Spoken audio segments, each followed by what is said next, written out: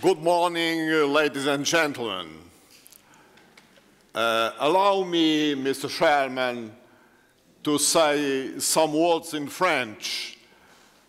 First of all, première du tout, je dois saluer Madame le Président de la Cour suprême et aussi je dois saluer Marc Donfried.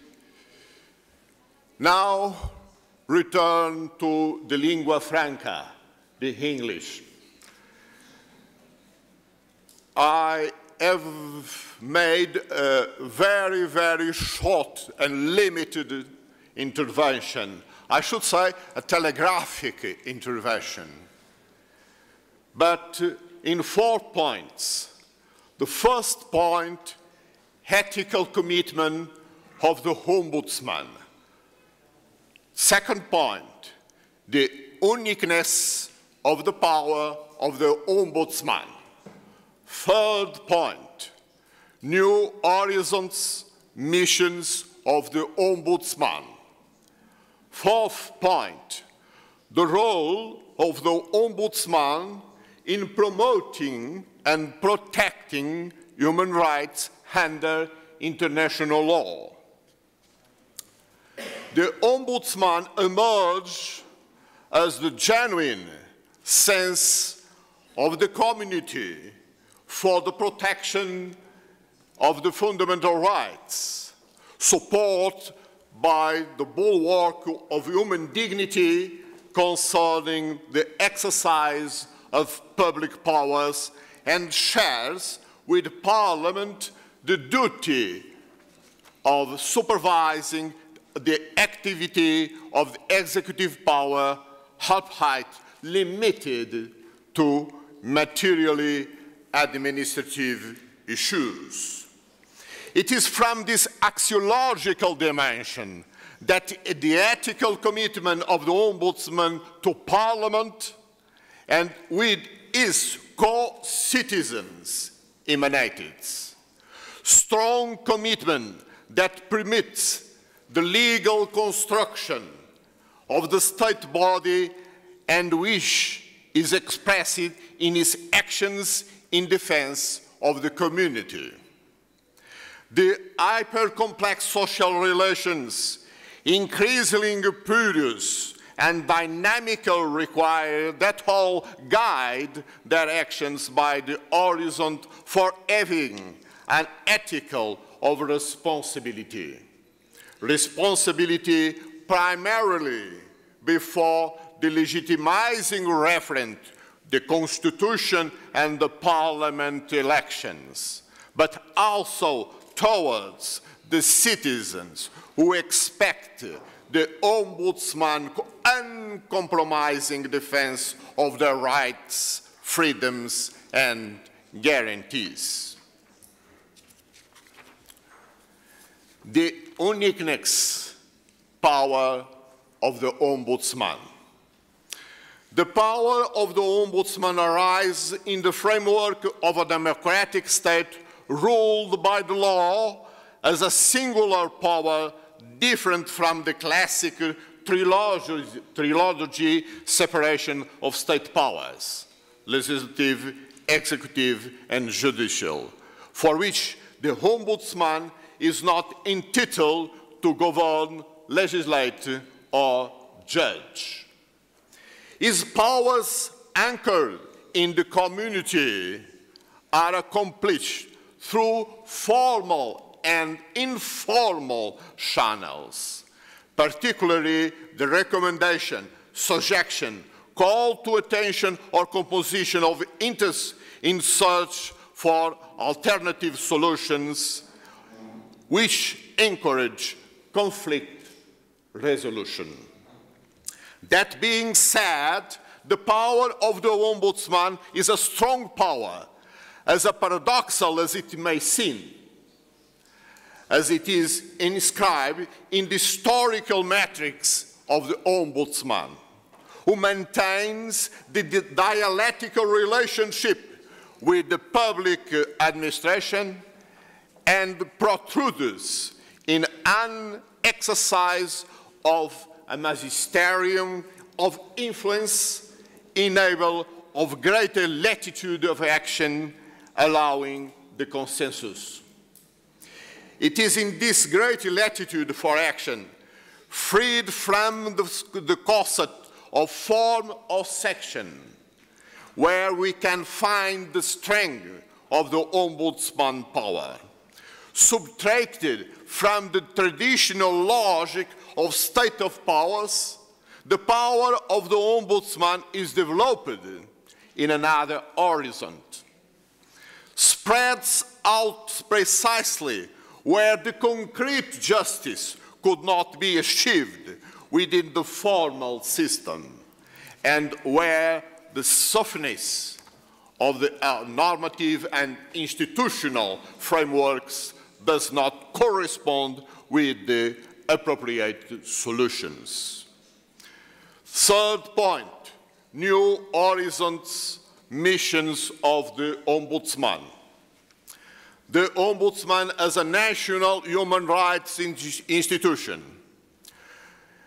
The Ombudsman in Portugal fields of intervention revealed by the constitutional background that consecrates his institutional figure and developed by his legal statute extend behind the verification of the acts or omissions of public administration and the eventual mending of injustice or illegality. It extends from the outset of a function point of view to entire material administrative activity. For instance, all entities, regardless of their nature, exercise public power.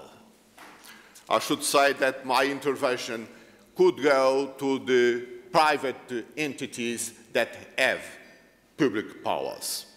However, precisely because the evolution of the state organization in relation to the provision of service to citizens and to the community has changed completely over the past decades, the legal provides that the Portuguese Ombudsman can intervene in relations between private entities that imply a special relationship of domain and the protection of their rights.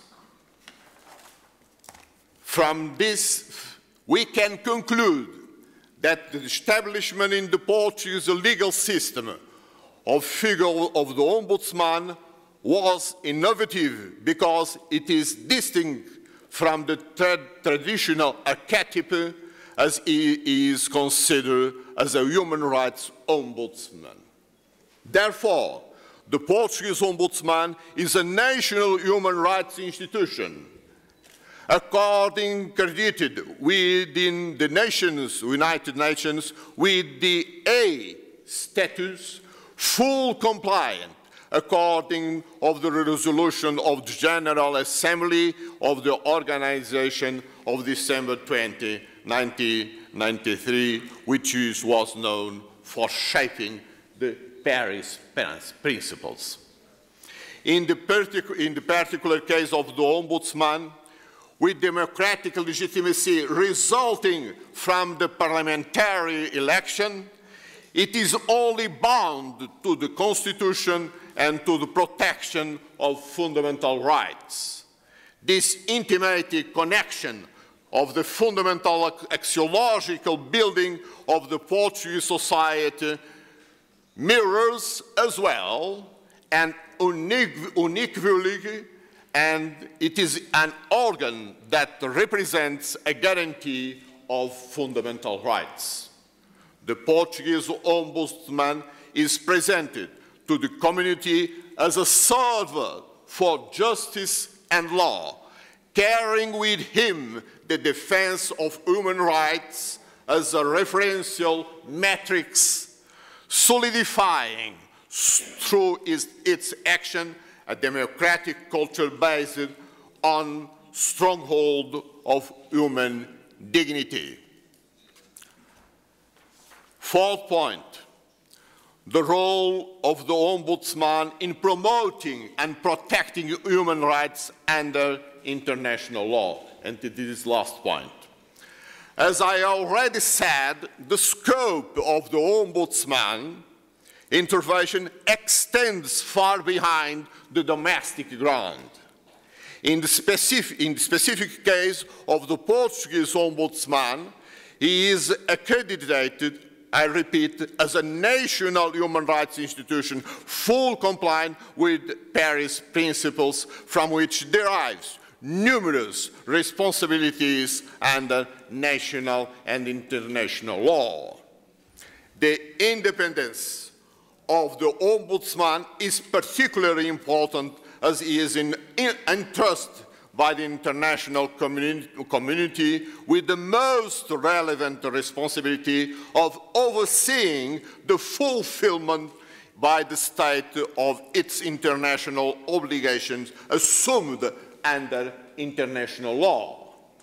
This new undertaking, I repeat, that amplifies in a very intense way the activity of the Ombudsman is expressed in two main axes.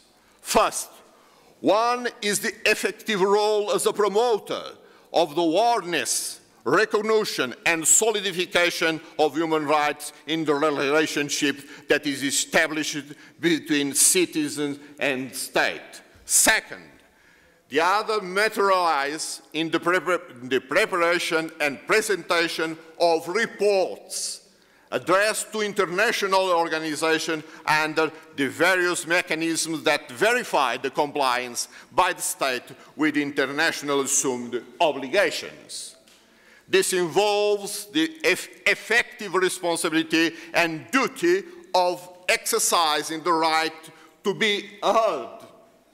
For instance, in the United Nations Human Rights Council, expressing in a free and independent manner his assessment on effectiveness of human rights in the actual and concrete lives of his co-citizens.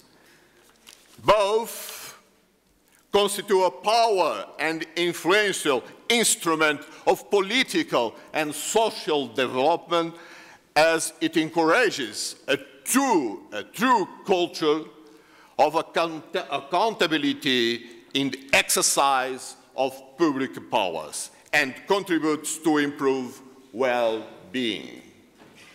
This important role in the national and international stage has been progressively gained recognition by the international institutions that make up universal rights system. At the present time, those organizations regard the Ombudsman, the Portuguese Ombudsman, as an essential partner not only in his significant activity of reporting regularly the country's compliance with their international obligations, but also as an important contributor in global and regional organizations responsible for the creation of new legal norms and for the conception of innovative standards and practice guidelines. And I finish. This new horizon is simultaneously encouraging and challenging. Encouraging since it represents the acknowledgement by the community, national and internationally, of the importance of the Ombudsman.